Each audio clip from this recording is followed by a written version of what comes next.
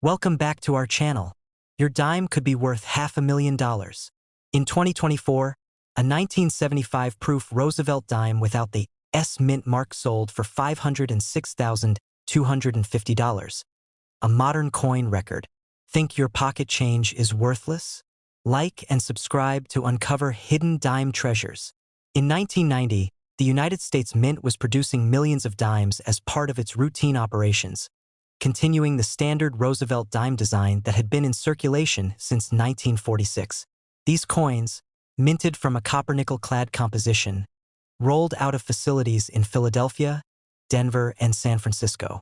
That year was otherwise unremarkable in the world of American coinage, with no major redesigns, no commemorative issues to disrupt the regular rhythm of minting. Yet, somewhere amid the noise of machinery and the relentless pace of production, something went quietly wrong. The dimes kept coming, thousands per minute, and almost all of them were precisely as intended, except for a few that bore no visible sign of their secret at first glance. A collector by the name of Thomas Reed, known among local coin circles for his meticulous eye and quiet persistence, stumbled onto something strange late one summer afternoon. Reed had visited a small estate sale in upstate New York, browsing through jars of loose change as he often did, more for the love of the hunt than for any expectation of treasure.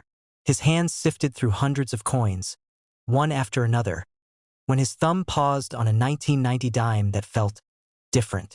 He could not quite say why.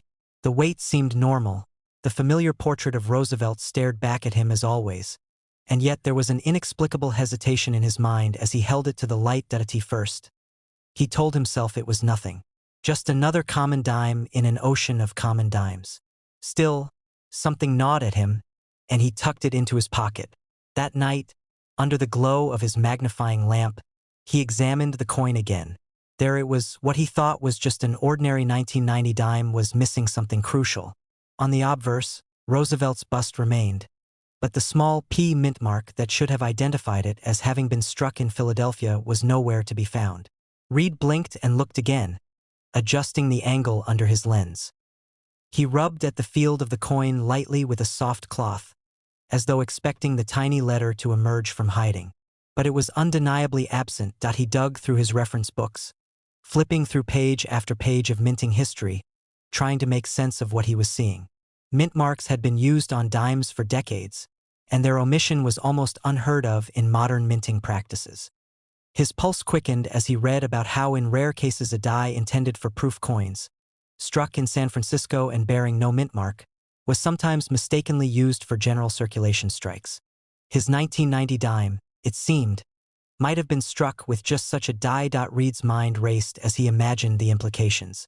To the casual spender, a dime was a dime. But to a collector, a coin like this, if authentic, was a story frozen in metal, a rare slip of the mint's machinery that managed to find its way into circulation. He recalled how the famous 1982 no-P dime had sparked excitement in the hobby only a few years earlier, and now he wondered if the 1990 no-P was another such anomaly, waiting to be discovered and understood. But his excitement was tempered with caution. Coins with unusual traits could be damaged or altered outside the mint, and the numismatic world had little patience for wishful thinking. He needed to be sure. Reed carefully packaged the coin and sent it to a grading service, waiting for weeks with restless anticipation. When the envelope returned and he read the accompanying certificate, authentic 1990 no-P Roosevelt dime, he felt a rush of vindication. Word began to spread, slowly at first, in hushed conversations at coin shows and among niche collectors' newsletters. The 1990 no-P dime was confirmed as genuine, though no one yet knew how many might exist. Reed, now quietly holding one of the first authenticated examples, watched the chatter grow as more specimens turned up in other corners of the country. Prices began to tick upward in private sales, with whispers of low four figures for well-preserved examples. For Reed, watching the value evolve over the next several years was like witnessing the tide come in. At first, the market was hesitant, unsure how rare these dimes truly were. Were they an occasional mistake, or had thousands slipped through unnoticed? Collectors began hoarding 1990 dimes, searching jars and rolls for hidden treasures. For a time, the price dipped as more examples surfaced, only to rise again as it became clear that the population was still small, far smaller than initial fears suggested. The coin that he had plucked from a jar for 10 cents was soon commanding hundreds, then thousands at auction. Some sales even hinted at figures in the $5,000 range for immaculate high-grade specimens. Even so, the market retained a degree of suspense. No one seemed to agree on the final tally of existing Nopi dimes, and speculation kept the story alive. Each new discovery was met with excitement, but fewer and fewer came to light. Reed watched the auctions and price guides with a mixture of pride and disbelief, knowing he had been among the first to glimpse its potential. He kept his own Nopi dime carefully secured, unwilling to part with it even as offers came his way that as more attention focused on the coin. Specialists began to study its characteristics in greater detail. The error itself was subtle yet profound. A missing mint mark, invisible to the casual observer but unmistakable to those who knew where to look. It was suspected that a die intended for proof coins, which lacked mint marks at that time, had been mistakenly used on circulation strikes at the Philadelphia Mint. This was not just an accident of omission. It was a window into the fallibility of a system that prided itself on precision. The Nopi dime surface bore all the usual hallmarks of a Philadelphia strike: sharp details, lustrous fields, but with that conspicuous blank space where the small P should have stood. Reed often marveled at how something so small could create so much value and intrigue, how a single missing letter could transform a 10-cent piece into a coveted rarity. Yet there was another twist to the story, one that Reed learned only years later when a fellow collector shared his findings. Not all 1990 Nopi dimes were created equal. Among the few that had been certified, an even rarer variety was identified, those struck with an earlier die state, showing faint remnants of the mint mark's placement. In these coins, under magnification, collectors could detect a faint ghost of the P, as though the die had only partially failed to transfer it. These ghost-mark dimes became a subclass within the already rare error, prized for their subtlety and complexity. Reed was stunned to discover that his own coin bore such a ghost mark, something he had never noticed before. When he finally examined it under stronger magnification, he could see the faint trace of the letter hiding in the field, like a whisper from the die itself. This revelation added yet another layer of uniqueness to his find. Not only was it an error coin, but it belonged to the most elusive variation of the error, something that only deepened his appreciation for it. Even now, decades later, the 1990 Nopi dime continues to fascinate and confound collectors. Its market value ebbs and flows, rising with demand and retreating as new discoveries are made, but it has never sunk back to the insignificance of its face value. For Reed, the coin remains a quiet triumph, a testament to his patience and his ability to see what others overlooked. And every time he takes it out of its protective case to study it under the light, he feels that same sense of wonder all over again, marveling at the way history, chance, and human error came together in the smallest of spaces, leaving behind a story that still has yet to fully reveal all its secrets. In 1996, the United States Mint was celebrating the 50th anniversary of the Roosevelt dime, a design that had quietly endured half a century on the nation's smallest silver-colored coin. The minting facilities at Philadelphia, Denver, and San Francisco were all in full swing that year, producing both the standard-clad circulation dimes and a special silver-proof edition for collectors to honor the milestone. All of this production followed the established patterns of modern minting with the usual attention to detail. Yet amid the millions upon millions of dimes that emerged from the presses, something imperceptible crept into the process. No one at the Mint noticed it at first, and perhaps that was inevitable given the staggering pace of production. But among the uniform sea of 1996 dimes, a tiny fraction of them carried a secret that would take years to fully understand. One spring morning, a collector named Lyle Hammond found himself browsing through a neighborhood garage sale in suburban Ohio. The kind of place where old books, mismatched china, and half-forgotten boxes of coins sat gathering dust. Hammond had been collecting since childhood, and while he no longer expected to find anything remarkable in casual change, the habit was hard to break. He bought a small jar of coins, mostly dimes and quarters, for a few dollars and carried it home more out of nostalgia than hope. That evening, as he poured the contents onto his kitchen table and began sifting, he spotted a 1996 dime with a curious air about it. It wasn't that it shone any brighter or felt heavier, but something made his eye linger. Under the light of his magnifier, Hammond examined it closer. The obverse was, as expected, Roosevelt's familiar profile, crisp and clean, with the date 1996 clearly stamped. But then he looked where he always looked first, just to the right of the torch on the reverse where the mint mark should be. It was missing. He blinked, leaned in closer, and even fetched another 1996 dime from his pocket to compare. Sure enough, the little W that marked West Point's special anniversary strike was nowhere to be found, nor was there a P for Philadelphia or a D for Denver. The space was blank, and the field around it was smooth. At first he wondered if it might simply be worn off. After all, clad coins circulated heavily and mint marks sometimes took the brunt of wear. But no, the rest of the coin showed no significant signs of circulation, and the fields were unblemished. The strike was full and even. Could it be one of those rare no mint mark errors he'd heard whispered about over the years? The idea made his hands tighten just slightly on the edge of the coin as excitement crept in. He spent hours that night cross-checking references. The 1996 West Point dime was struck with a W, as a collector's item sold only in proof sets and never intended for circulation.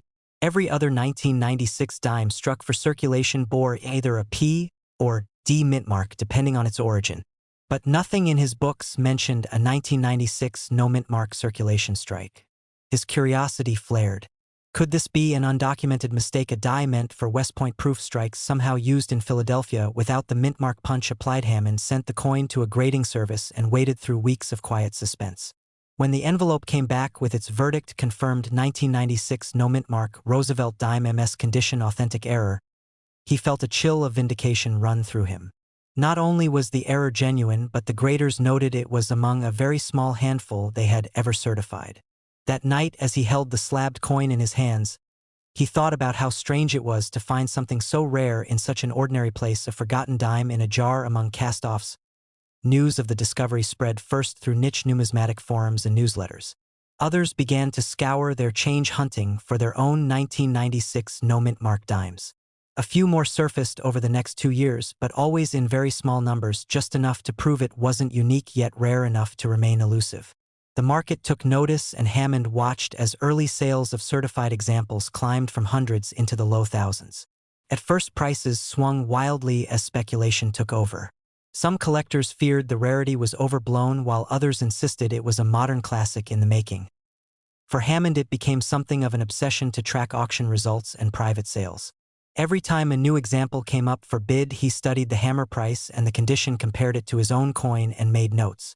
In the early years, values wavered, dipping as additional examples were certified, then rising again as their scarcity became clear. It wasn't like the flood of other modern errors that occasionally appeared in rolls. No, this was a true rarity produced by a subtle yet significant lapse in process, and collectors came to appreciate its understated charm. The error itself was deceptively simple. The blank space where the mint mark belonged was more than just an oversight. It was a quiet disruption of routine, a perfect storm of misapplied dies and unnoticed omissions. Experts speculated that a die intended for the 50th anniversary West Point proof dime may have found its way into circulation production at Philadelphia with no mint mark ever applied. Yet the coin bore none of the mirror finish of a proof strike, only the satin luster of a business strike intended for pockets and cash registers. Hammond often marveled at how many sets of eyes must have glanced at these dimes and missed what he had seen. A tiny absent mark, invisible to most yet transformative to the trained eye. It was a reminder of how much value could lie in the smallest details. But what truly surprised him years later was the unexpected twist that emerged as more research came to light. Some of the 1996 no mint mark dimes, it turned out, showed faint signs of a ghostly mint mark similar to certain earlier errors. Under magnification, collectors began to notice the softest shadow of a W or P, where the punch might have lightly contacted the die but failed to leave a full impression. These ghost mark varieties became a sought-after subclass of the already rare error, commanding even greater premiums for their strange halfway nature. When Hammond finally examined his own coin again years after his initial find, he realized it too bore a faint trace of a W, barely perceptible, as if the die itself had hesitated at the moment of creation. That discovery renewed his fascination with the coin, reminding him that its story was still being written and perhaps always would be. Over time, the 1996 no mint mark dime solidified its place among modern numismatic rarities. Auction prices climbed steadily, and by the time Hammond checked the latest guidebook, he saw the numbers that confirmed what he'd long suspected. Depending on condition and the presence of ghost features, the value of a 1996 no mint mark Roosevelt dime now ranged between $38,000 and as high as $114,000 at auction. He let out a quiet breath as he read those figures, knowing that the tiny coin he'd pulled from a jar all those years ago had become not just a cherished piece of his collection but a tangible piece of history and chance worth more than he could have imagined when he first held it under the kitchen light. In 1999, the United States Mint was operating at a feverish pace. The dawn of a new millennium was just months away, and with it came an ambitious coinage program, the State Quarter Series, that was set to begin that very year. The nation's mints in Philadelphia, Denver, and San Francisco were working around the clock, striking billions of coins to meet the public's demands. Amid the flurry of new designs and relentless production, the humble Roosevelt dime quietly continued its unbroken run since 1946, largely overlooked in the shadow of the quarter's fanfare. But in that crowded year of new beginnings, a small anomaly slipped through unnoticed, one that would slowly begin to unsettle the certainties of collectors and historians alike. The story of this overlooked mistake began not in the mint's cavernous production rooms but in the hands of a collector named Valerie Price. Valerie lived in Northern California, and like many numismatists, she'd grown accustomed to the tedium of hunting through rolls of coins from her bank. She had a system. She'd order several boxes of dimes and nickels each week, then spend long evenings at her dining table sorting, inspecting, returning what was ordinary and keeping what was not. In 1999, she had little hope of finding much in dimes. After all, modern-clad dimes rarely offered surprises. Still, the ritual calmed her, and she kept at it. It was late one night when she first saw it. A 1999 dime lay under her magnifier, looking for all the world like every other she'd inspected that evening. But as her eyes scanned the familiar fields, her breath caught. Where there should have been the small P or D mint mark to the right of the torch, there was nothing. The space was bare, smooth, clean. She blinked, thinking perhaps her eyes were playing tricks on her. She fetched another 1999 dime from the pile and held it alongside the odd one. The normal mint mark was clear and sharp. Yet on this dime, the area was empty. She turned it over in her hands, feeling a strange, quiet excitement. No doubt it could simply have been worn smooth through circulation. But something didn't fit. The rest of the coin was in remarkable condition. The torch's vertical lines were still full, the bands clear, the rim sharp. If anything, it looked like it had barely touched other coins. Her pulse quickened as a thought began to take shape. Valerie stayed up until dawn, combing through online forums and her reference books. The no-proof dimes of earlier decades were well known to her, as were other errors caused by omitted mint marks in earlier years. But a 1999 no-mint mark dime struck for circulation. There was no mention of such a thing anywhere. Her fingers shook slightly as she packed the coin into a protective flip the next morning and sent it to a trusted grading service. Weeks passed, and she tried not to think about it, though she found herself daydreaming at work and staring at the ceiling at night. When the envelope arrived at last, she tore it open with nervous hands. The label confirmed her suspicion. 1999 Roosevelt dime, no mint mark, MS67, genuine mint error. She sat down hard at the kitchen table, just staring at the plastic slab that now encased the tiny silver-colored disc. The first whispers of her find rippled through collector circles, with disbelief at first, then cautious acknowledgement. A few more surfaced over the next year from diligent hunters like herself, though each appeared rarely enough to confirm their scarcity. Online auction sites began to list them quietly, then more openly. At first, prices hovered in the hundreds, then climbed to over 1,000. Yet that was just the beginning. Valerie watched with growing astonishment as demand picked up among specialists in error coins. There was something alluring about a modern dime with such a subtle yet dramatic mistake. The absence of a mint mark on a coin from an era when all circulation strikes bore them was a kind of contradiction collectors couldn't resist. Forums buzzed with speculation about how it had happened. Experts suggested a theory that one of the Philadelphia dies escaped without being properly punched with the P mint mark before being pressed into service. Others noted the possibility of a die intended for proof production at San Francisco being misallocated and used to strike circulation coins instead, though without the mirrored proof surfaces. Whatever the explanation, the error pointed to a small but remarkable lapse in an otherwise automated and controlled process. The physical characteristics of the error itself became an obsession for some. A small, unbroken field where the mint mark should have been struck smooth yet sharply defined with no signs of tampering. Some even began to notice faint ghost impressions, as if a punch had lightly touched the die but never fully marked it. These ghost varieties became coveted in their own right, adding another layer of intrigue and complexity to the story. For Valerie, the true twist came a few years later when a numismatic researcher published findings indicating that the 1999 no-mint mark dime might not have been confined to just one mint facility. The evidence suggested that dies at both Philadelphia and Denver may have suffered similar oversights, meaning that what she'd thought was a single error might actually encompass two distinct errors from two locations. That revelation startled even seasoned collectors, reigniting debate about just how rare each type might truly be. In the years that followed, prices continued their uneven climb. Early doubters fell silent as more prominent auction houses began offering certified examples with confident estimates. At first, sales closed at a few thousand, then occasionally spiking higher at well-publicized events. As more collectors recognized the coin's true rarity, and as pristine examples became harder to find, the market shifted decisively. Valerie kept her coin close over the years, occasionally attending shows and answering questions from curious strangers. Every time she held it, she felt the same quiet wonder she'd felt that first night at her table. It was easy to forget how much value could hide in something so small and plain. Easy to forget until she checked the latest auction records and see the numbers climbing. When she finally did so again late one evening, she sat back in her chair and smiled faintly. The 1999 no-mint mark Roosevelt dime in high grades now commanded between $35,000 and as much as $106,000 at auction. She turned the coin in her fingers under the light and thought how strange it was that a tiny missing mark could change everything. In 2001, the United States Mint was deep into the second phase of its celebrated 50-state quarters program, an initiative that had captured the public's imagination and drawn millions of Americans into casual collecting. Philadelphia and Denver churned out billions of coins that year, filling banks and pockets with fresh, gleaming quarters bearing the latest designs. But behind the scenes, that immense output strained equipment and processes, leaving little room for error checks on more modest denominations like the dime. With so much attention lavished on the quarters, few noticed the subtler drama unfolding on the dime production lines. Few except for a collector named Daniel Hayes, whose quiet persistence uncovered a mistake no one else had expected to see in the new millennium. Daniel lived in Ohio, and his passion for numismatics was anything but casual.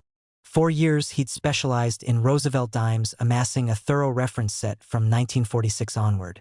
To most, it seemed a narrow focus, but Daniel found it comforting. He'd grown to love the small design details, the subtle changes over decades, the challenge of spotting what others missed.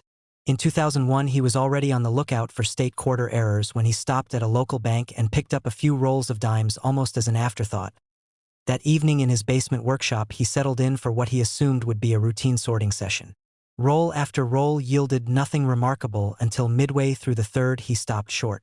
Under his magnifying lamp, a 2001 dime gleamed up at him, bright and sharp but oddly incomplete. Daniel adjusted his loupe, leaned closer, and felt a quiet thrill spread through his chest. The area just to the right of the torch where the familiar P or D mint mark should have stood was bare. Perfectly bare. He squinted, rotated the coin in the light, but there was nothing. The fields were pristine, the torch's vertical lines still deeply cut, the bands crisp, the word Liberty fully struck. Yet the mint mark was simply not there. At first, he thought it must be a circulation-worn spot, but the rest of the coin was immaculate and the absence was too precise. He set the coin aside carefully and methodically finished the roll, though his mind buzzed with questions.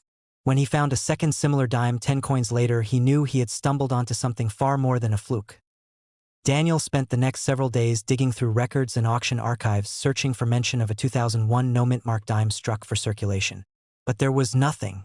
Earlier no-S proof dimes were documented and highly coveted, but in 2001 no official proofs were struck without mint marks, and no known circulation strikes bore such an omission. His heart pounded as he realized he might be looking at one of the rarest modern errors yet discovered. By the time he submitted the coin to a grading service, his nerves were raw from anticipation.